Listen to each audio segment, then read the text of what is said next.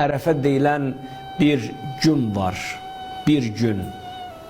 Düzdür, İslamda bu bayram edilməsə də çox mübarək, əziz bir günə təsadüf eləyən Zilhiccə ayının 9-u.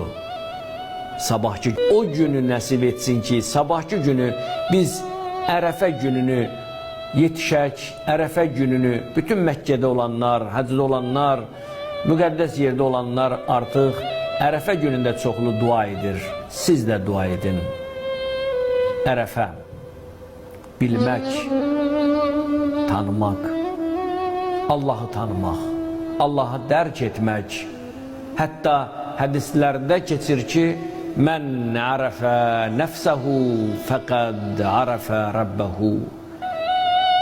Özünü dərk etməyən insan Allahın dərk etməz. Özünü tanımayan insan Allahın tanımaz. Ərəfə günü insanlığımızı tanıyaq. Bütünlükdə il boyu insanlığımızı tanıyaq. Pislik etməyək, xəyanət etməyək, şeytanlıq etməyək. Qəlbimizin daxilində olan o pisliklər, o mənasız düşüncələrimizi, boş düşüncələrimizi yox edək. Allah əgər qəlblərdə yaşayarsa, Allah qəlblərə nüfuz edərsə, orada şeytanlar qaçar, orada şeytanlar olmaz. Məhz Ərəfə günü, bu gecə, Ərəfə gecəsinin və gününü anlamaq istəyirsinizsə, bu gecə fürsətdir, qusl edin.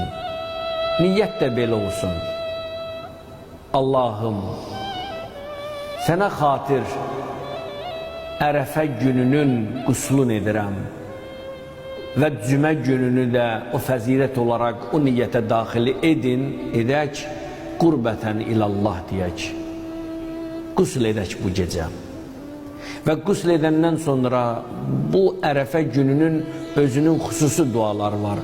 Mən düşünürəm, İmam Hüseyin əleyhissalamın ziyarət-i Aşura, əgər kim bunu bilirsə, nə qədər ömrünüz varsa, həyatda heç vaxtı büdürəməyəcəksiniz.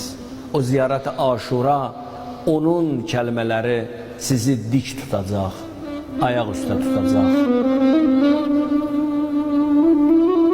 Sabah oruc olmağın çox böyük fəziləti var. Necə Qədir gecəsində bir Qədir gecəsi oyaq qalmaq, 1000 illər fəzilət qazanasan, yatmayasan, oyaq qalasan, bir gecə oyaq qalmaq 1000 aydan üstündür. Bunu Allah Quran-ı Kərimdə buyurur.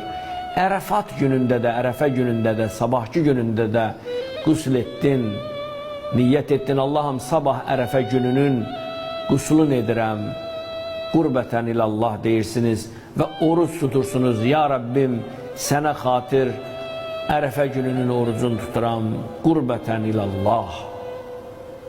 Və sabah oruc olmağın bir ömür bədəli, bir ömür əvəzidir ki, insan ömründə yaşaya, il boyu oruc ola, Allah o bir günün, Ərəfə gününün fəzilətini insanlara dərk elətdirir.